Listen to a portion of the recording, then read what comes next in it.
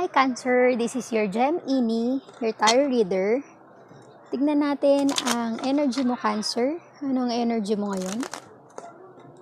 Cancer, ano ang energy mo? Cancer,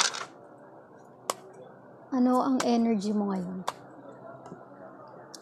Just a reminder, this may or may not resonate with you, so don't take it personally. This is just a guidance. Cancer, 4 of Cups in reverse, 6 of Cups, 2 of Cups.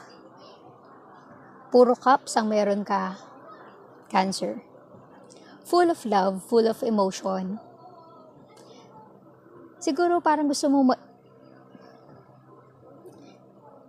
nang tahakin ang buhay pag-ibig. Sa puntong ito, hindi ka na namimili. Hindi ka na nagpe-play around, Cancer. Parang gusto mong balikan yung dati mong lover. At i-offer sa kanya ang lifetime of happiness.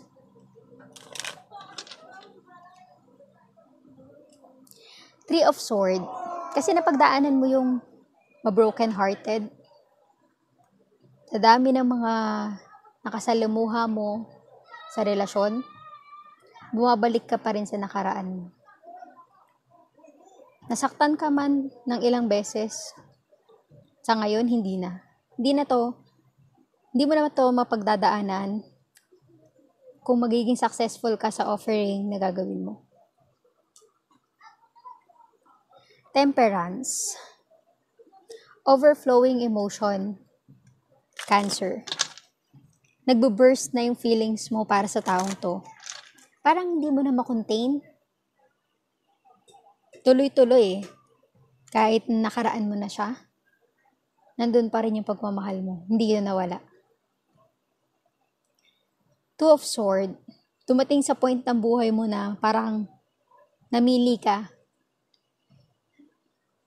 Namili ka kung ano ang dapat mong piliin. Sino ang dapat mong piliin?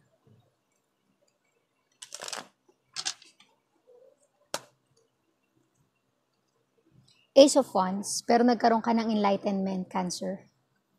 Alam mo na sa sarili mo kung ano yung pipiliin mo. Alam mo na kung sino ang pipiliin mo.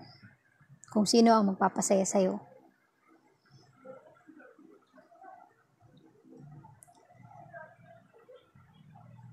Six of Swords in reverse.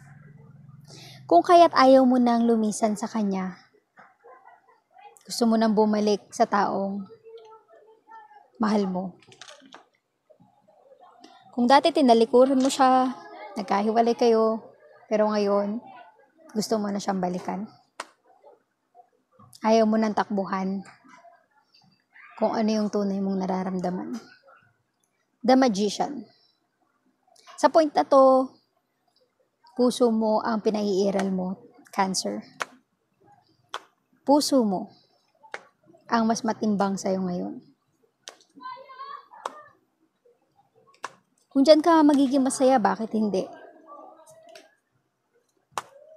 Kung yan ang tingin mo na ikakaunlad ng buhay mo, kasama ang taong yan, ang tao sa iyong nakaraan, bakit hindi? 7 of Pentacles in reverse. Kasi ang nararamdaman mo ngayon, Cancer, na pag napili mo siya, hindi ka na mag-aantay. Hindi ka na mag-aantay. Hindi ka na magiging malungkot.